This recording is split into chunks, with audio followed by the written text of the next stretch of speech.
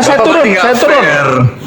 Nggak. Assalamualaikum warahmatullahi wabarakatuh. Kita kembali lagi di Almantiki Reaction.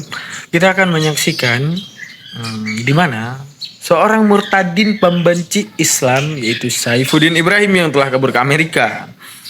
Di mana kali ini satu hal yang paling seru daripada konten hari ini yaitu di mana yang membantai dan membubuk Saifuddin Ibrahim sampai dia turun karena tidak bisa menjawab apapun. Justru bukan Islam, bukan debatur muslim, tapi seorang agnostik. Di mana agnostik ini tidak percaya Kristen, tidak percaya Islam, tidak percaya agama manapun, dia percaya Tuhan. Maka saat itu dia memberi penilaian terhadap Saifuddin yang membuat Saifuddin gelagapan dan akhirnya memilih untuk turun. Karena argumentasi dia full hanya sebatas kebencian belaka terhadap Islam. Namun pantaskah orang ini untuk kemudian dibiarkan saja? Mari kita simak narasinya. Jangan lupa untuk subscribe, like, dan komen. Kalau sudah dinonton video ini, titipkan komentar kalian apapun itu. Terima kasih banyak. Selamat menyaksikan. Orang yang tertipu dan paling tertipu, bodoh selagi lagi tertipu. Kalian menyangka akan adanya masa depan. Kalian menyangka masa depan yang kalian prediksi untuk kekhawatiran kepada diri kalian.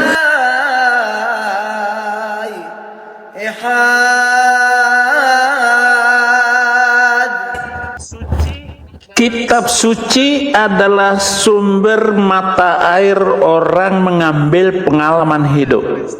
Kalau orang Kristen begitu, itu karena kitab sucinya. Tetapi kalau Muslim begitu, kitab sucinya, saudara. Memang bukan saja faktor tunggal, tetapi kalau ada Muslim yang baik, itu dari DNA-nya. Kenapa? Kamu bisa nggak? Siapa ulama yang berani membantah kata-kata saya selama ini? Dan sekarang MUI itu mencari nyawa saya begitu mahal untuk diambil sama dia. Kenapa? Saya terlalu keras dan terlalu logika dan kekerasan saya itu memukul lembaga-lembaga besar agama di Indonesia. Tahu 3 tim polisi datang untuk mencari saya, tapi saya nggak pernah takut.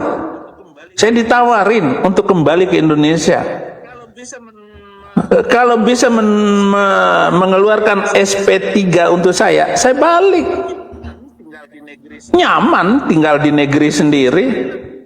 Tetapi sekali lagi, kebebasan di dalam berpikir, kebebasan di dalam berbicara, negara ini memberikan jaminan kepada saya. Itu video saya kemarin. Untuk mendapatkan status seperti saya itu orang mencari puluhan tahun di Amerika ini. Nggak bisa sembarangan, saudara. Karena saya dikejar-kejar sama Lukosuntur Indonesia, akhirnya saya mendapatkan hanya 6 bulan. Hanya 6 bulan. Nggak perlu lama. Tapi orang-orang yang dari Tiongkok datang ke Indonesia, anak-anaknya pun nggak dikasih itu surat kebebasan di Indonesia. Betapa rendahnya itu. Padahal Indonesia itu Pancasila. Mari kita melihat bagaimana bahwa manusia itu bebas untuk bernarasi dan berbicara. Tapi kalau kamu itu tetap nggak percaya, nggak apa-apa. Bagi saya seorang hamba Tuhan, saya punya waktu dan kesempatan untuk memperbaiki Indonesia, bukan karena kebencian, tapi kasih Kristus. Terima kasih. Silakan Coach ya, ada yang mau ditanggapi Coach ya? Iya. Oke, kita mencoba menyuling apa yang dinarasikan oleh Murtadin Saifuddin Ibrahim.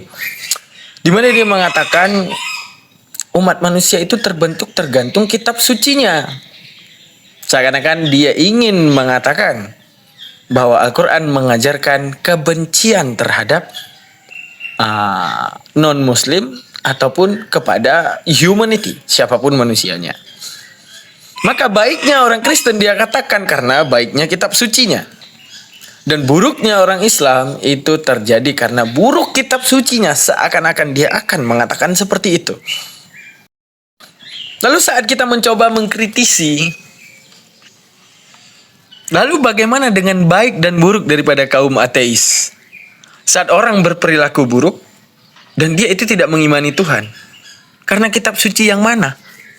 Atau saat ateis berperilaku baik, itu karena kitab suci yang mana?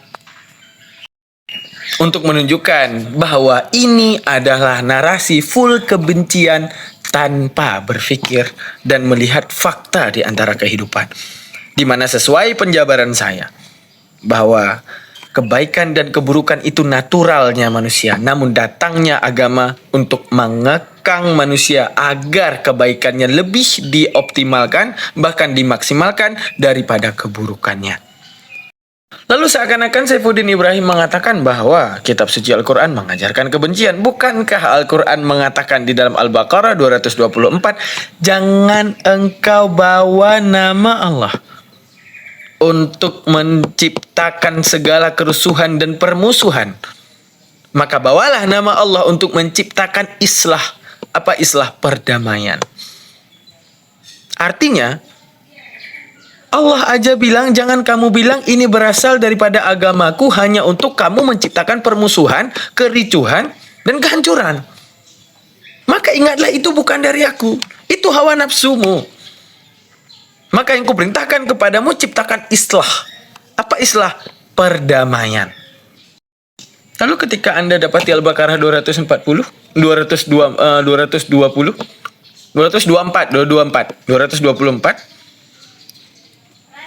lalu mana? Mana yang Islam ini terdidik daripada terdidik daripada kitab suci untuk membenci? Yang mana? Kalau semuanya terbangun di kitab suci, lalu bagaimana dengan Bible? Ketika Bible ada perjanjian lama yang mengatakan apa? Anda pasti tahu tentang penumpasan Bani Amalek. Di mana begini firman Tuhan tersebut di dalam ayat tersebut. Di mana tumpaslah mereka. Ya kan? Anak-anak dan ibu-ibu yang menyusui, bahkan kepada sapi-sapinya, gembala sapi-sapinya, bahkan domba-dombanya itu disuruh musnahkan semua. Lalu saya harus ngomong apa kepada antum? Mana ajaran kasihnya? Sehingga kepada Bani Amalek, sehancur tersebut difirmankan oleh Tuhan. Oh, atau Anda akan berdelik bahwa itu adalah perjanjian lama? Sekarang pertanyaan saya, buat apa kitab Yahudi itu tertempel di kitab Anda? Kenapa tidak diasingkan, baru Anda bebas bernarasi? Maka Anda membangun agama sendiri tanpa membentengi seakan-akan berasal daripada agama lain dengan menginjak pemahaman kaum Yahudi. Kan seakan-akan narasi Anda itu mau mengatakan bahwa Tuhannya Tuhannya Yahudi itu jahat. Yesus datang menjadi baik. Itu yang mau katakan. Sedangkan Yesus mengatakan aku dan Bapa adalah satu. Bukankah Bapa yang berfirman di perjanjian lama? Sehingga perjanjian lama itu bisa tertempel kepada kitabnya kalian hingga adanya perjanjian baru. Katanya satu. Kenapa beda narasi? Atau Anda ingin mengatakan, Yahweh itu kejam. Tuhannya Yahudi itu kejam. Sehingga datanglah Yesus untuk jadi Tuhan baik. Maka Yahweh dan Yesus adalah dua. Yang mana ini sistem pikirnya? Lalu hebatnya Kochia ini yang agnostik membantah dengan sangat pemikiran yang objektif di balik subjektif kebencian yang dihadirkan Murtadin Saifuddin. Bagaimana? Kita simak penjabaran dari Kochia yang membuat Saifuddin emosi. Iya Pak, jadi justru dengan contoh Pak yang Pak Saifuddin katakan itu, maka semakin terlihat bahwa justru yang paling menentukan itu adalah kualitas orang-orangnya Pak, bukan hanya sekedar ajarannya Pak. Kalau ajarannya kualitas orangnya berpikir cerdas, ya tentu tidak terjadi kekerasan, Pak. Maksud saya itu gitu loh, Pak. Karena kalau di Arab, contoh lah, Arab Saudi fine-fine saja, negaranya maju, Qatar maju. Maksud saya gini, Pak, tidak ada faktor tunggal gitu loh. Bahwa agama itu dijadikan faktor tunggal dalam menentukan masyarakatnya begini, kekerasan pasti ada atau tidak, itu sulit juga, Pak. Itu kan faktornya banyak sekali. Maksud saya, kalau hanya agama saja sulit untuk menentukan itu. Balik lagi nanti kepada kultur, kepada masyarakatnya, kepada pribadinya masing-masing, pemerintahnya seperti apa, itu faktornya banyak sekali. Dari kesejahteraan ekonomi, mungkin dari situasi sosial seperti apa. Nggak bisa disamakan sama rata, pukul rata, bahwa karena ajarannya begitu, pasti jadinya begini. Nggak juga. Maksud saya itu tadi itu. Jadi nggak bisa dipukul rata. Begitu saja maksud saya itu. Makasih Pak Saifuddin.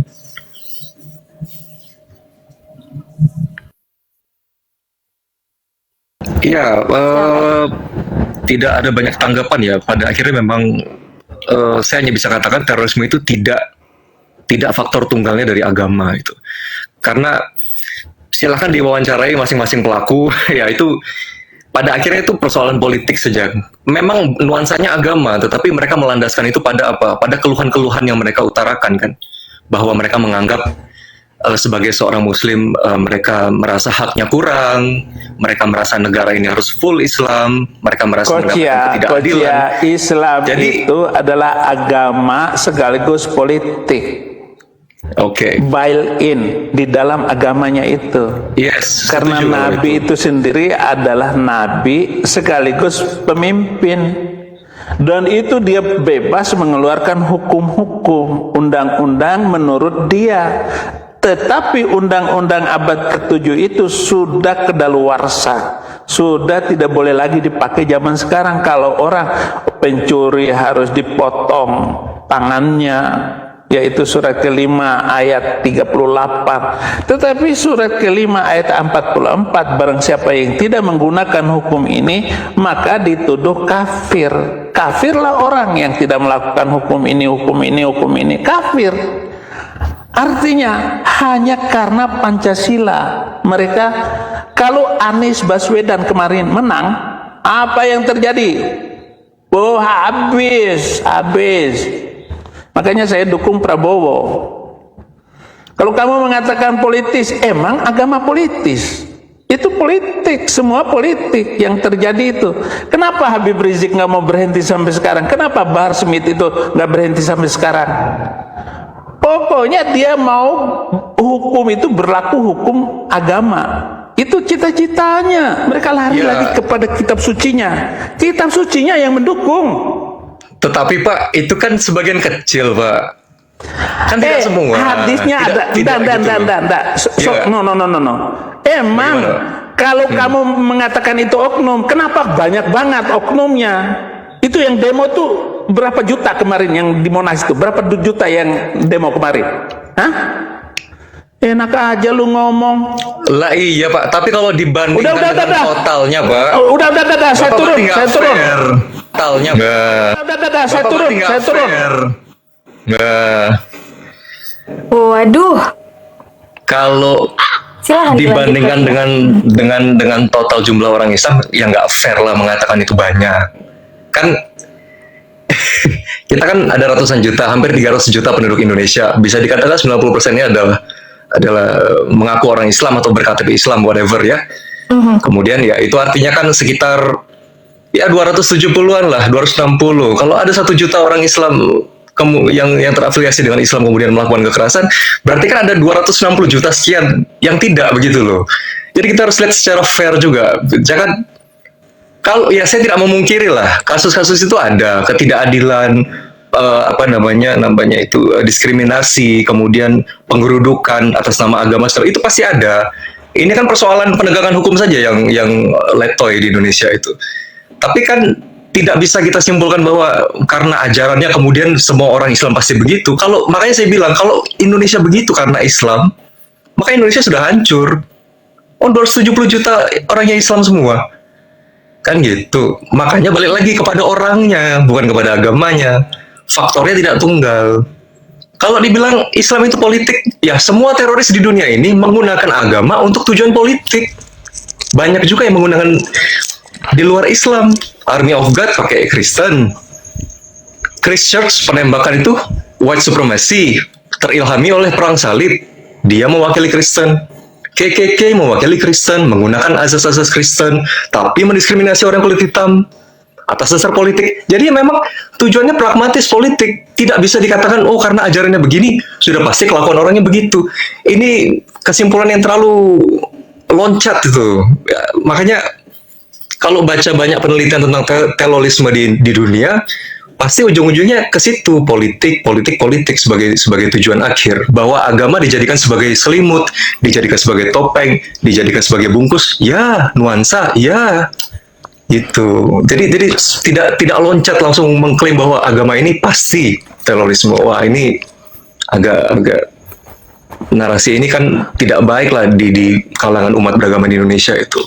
Kita kan tadi kan Pak Saifuddin bilang ingin membangun kebersamaan, toleransi, persatuan dan lain-lain. Ya, marilah. Ya. Sepakat. Oke, kita telah melihat narasi full kebencian hingga kemudian dia kabur dan turun. Padahal yang menghadapinya bukan seorang muslim, tapi seorang agnostik. Di mana seorang agnostik ini berpikiran universal tanpa adanya tendensius di balik kebencian. Di mana Saifuddin tendensiusnya ke arah kebencian. Mana buktinya? Pertama, dia membawa dalil Al-Maidah di ayat Al-Maidah 38. Di dalam Al-Maidah 38 menjelaskan tentang hukum terhadap kisos pencuri-pencuri ya. Kisos pencuri. Di mana apa? Hukum saat itu apabila mencuri potong tangan. Dia mengatakan Islam ini tidak relevan. Terus dia mengatakan pada ayat terus dia mengatakan apa yang kemudian dia katakan di dalam Al-Maidah ayat 44-nya mengatakan apa? Telah kafir orang yang tidak menegakkan hukum ini seakan dia tadi bawa Habib Rizik, Habib Bahar. Seakan-akan kalau ini orang-orang ini mau menegakkan hukum Islam yang kejam itu. Dan telah kafir kalau orang yang tidak memberlakukan hukum itu. Dari mana dia paham?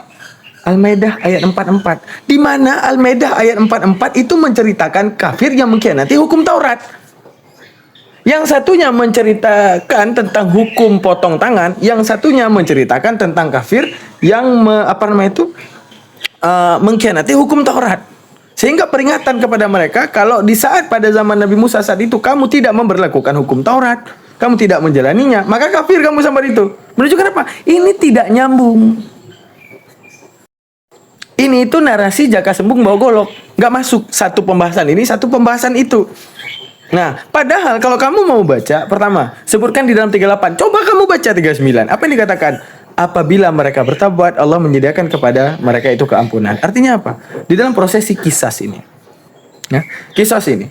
Andaikan pemerintah tidak ingin memberlakukan, tapi ingin memberlakukan, ya udahlah, kalau itu dosa, ya udah kamu tanggung sendiri. Kami punya hukum negara, terus kamu bertobat, apakah Allah akan mengampuni? Akan mengampuni. Justru lebih relevan. Sekarang gini, kita tinjau ya negeri kita Indonesia ini aja. Kamu lihat nggak? Ketika hukum Allah ditegakkan, contoh, kalau andainya hukum Allah ditegakkan, misalnya baru-baru ini kita ngelihat entah di Jepang entah di Cina, orang yang korupsi 6,9 T dihukum mati. Bagaimana makmur negaranya? Karena takut dengan hukuman mati daripada korupsi. Sekalipun masih ada korupsi, tapi minim. Karena adanya hukum demikian. Diceritakan, masa dahulu, hukum itu diberlakukan. Kisah. Mencuri potong tangan. Benar, diberlakukan. Buktinya, pencurinya minim. Sekalipun ada pembuktian, yang satu udah nyuri, udah dipotong tangannya sebelah kanan. Masih mau nyuri, potong sebelah kiri. Yang udah dipotong tangan aja masih rentan mencuri. Masih rentan korupsi. Apalagi tidak diberlakukan. Mana contoh? Indonesia hari ini. Korupsi 300 triliun. 6,5 tahun. Dengan alasan sopan saat bersama hakim. Alasan apa itu? Alasan apa? Maka jika tegaknya hukum Islam, maka makmurlah dunia. Mana yang tidak relevan? Sekarang kalau andaikan pencuri potong tangan, akan meminimalisir pencuri saat kita lihat nih, dipertontonkan, wah hari ini dia mencuri sekian, potong tangannya, wah jelas terpotong ya. Pencuri lain was-was. Oh masih mencuri, yang lain akan berpikir nih gimana caranya biar gua nggak ketahuan gitu. Akan adanya rasa was-was karena dia tahu akan ada anggota tubuh yang dihilangkan saat dia ketahuan. Ujungnya apa? Terminimalisir. Maka keuntungan negara makin besar karena hilangnya pencuri. Sekalipun tidak hilang, maka minimnya pencuri itu akan membawa ke arah hukum negara, pemasukan negara jadi lebih besar. Hilangnya para koruptor. Karena apa? Ada hukum negara yang tegas. Mana yang tidak relevan? Ketika diberlakukan pencuri itu potong tangan, diberlakukan korupsi hukuman mati, ada yang berani korupsi lagi? Nggak berani. Dia tahu konsekuensinya besar gitu.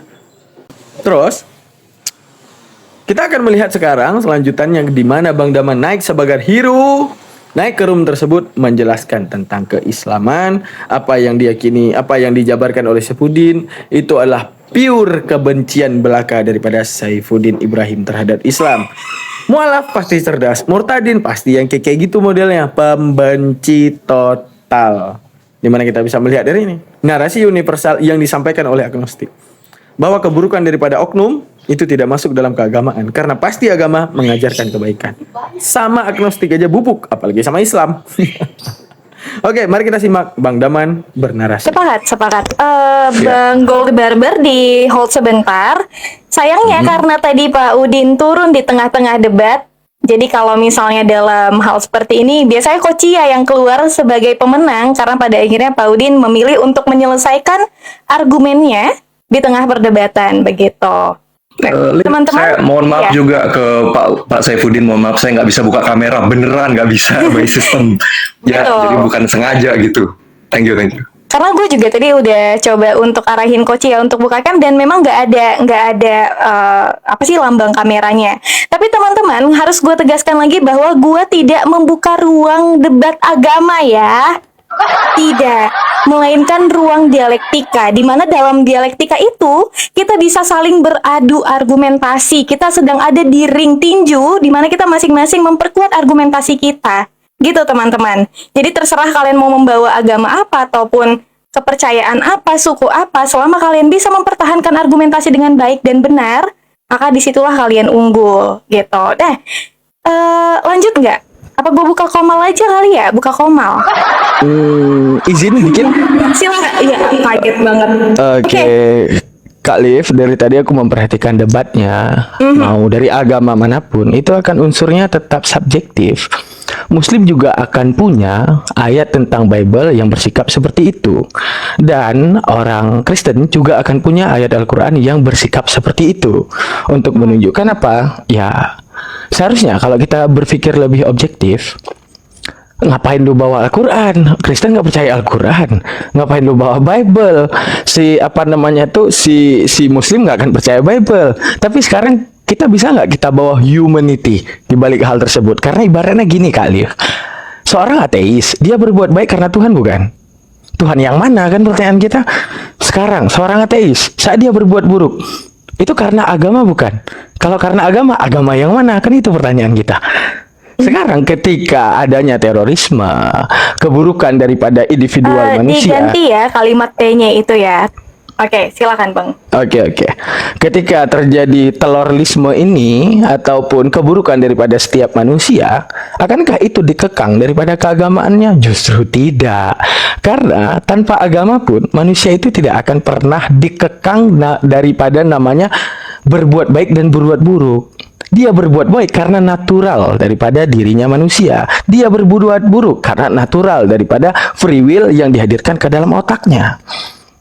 Maka, kalau kita ingin membahas terorisme ini ke dalam keagamaan, ingatlah, orang gak akan mau menganut satu agama jika agama itu menyatakan dan mengajarkan permusuhan. Itu yang harus kita tahu. Dan yang harus kita ketahui, setiap agama mengajarkan kebaikan. Tapi, agama itu bukan landasan awal kepada setiap individual manusia untuk bersifat baik. Tapi agama hanya afirmasi terhadap penganutnya untuk jadi lebih baik. Oke. Itu yang harus kita ketahui. Menarik. Tapi gini teman-teman, kalau misalnya kalian masih mau gue buka ruang debat, silakan ketik 1. Kalau mau komal ketik 2 ya. Oke, silakan Bang Raja Debat Muslim, ada yang mau disampaikan? Assalamualaikum warahmatullahi wabarakatuh. Waalaikumsalam. Boleh, Kak Liv, aku izinkan menjelaskan sedikit tentang ayat perang itu boleh nggak? Waduh, Kerana objektif. nanti. Saya izin turun dulu host. Oke, siap Soalnya Coach ya. saya nggak sholat, ke gereja juga enggak ya. Di situ enggak. Sama lagi, gue juga. Gue cuman debat doang. Iya, boleh Bang Gold the Barber, tapi kalau bisa 1 menit gitu. Karena takutnya nanti malah terpengaruh mereka. Terpengaruh nggak tuh? Oke, silakan. Aku TikTok aja sama Kak Liv. Kalau Kak Liv ingin baca buku Brazil, Kak Liv perlu nggak untuk tahu bahasa Brazil? Perlu. Sama juga untuk tahu makna tersurat dan tersirat daripada Al-Quran. Paling kurang kita harus tahu mekanisme dan sistemasi bahasa Arab, ya kan? Oke. Waduh, ini ngiring gue nih teman-teman. Enggak giring. Oke. Kak Liv biasanya dialektikanya bagus. Biasanya bisa berpikir objektif loh. Hominem lu barusan, nggak ada urusannya tuh manipulatif. Oke, silakan dilanjut. Enggak. Misalnya kan dalam bahasa Arab. Kak Liv, tahu ya kalau di dalam bahasa Indonesia itu punya yang namanya imbuhan. Betul. Ini kenapa lu debat sama gua sih jadinya? Enggak debat, Oke. enggak debat.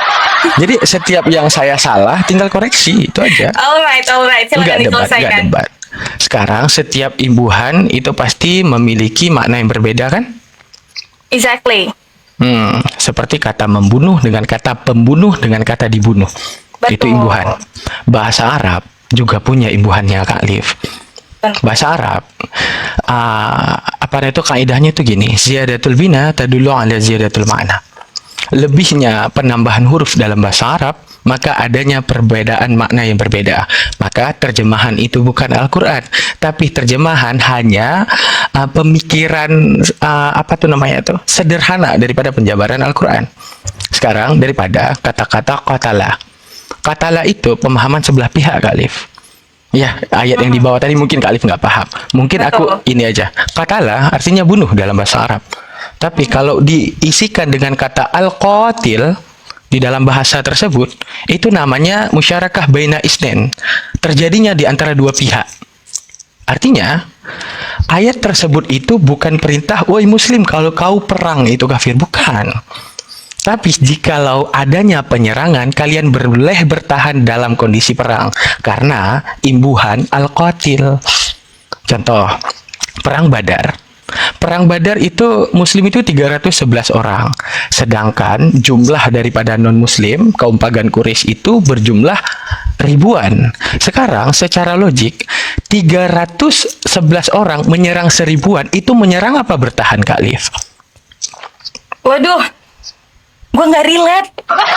Oke.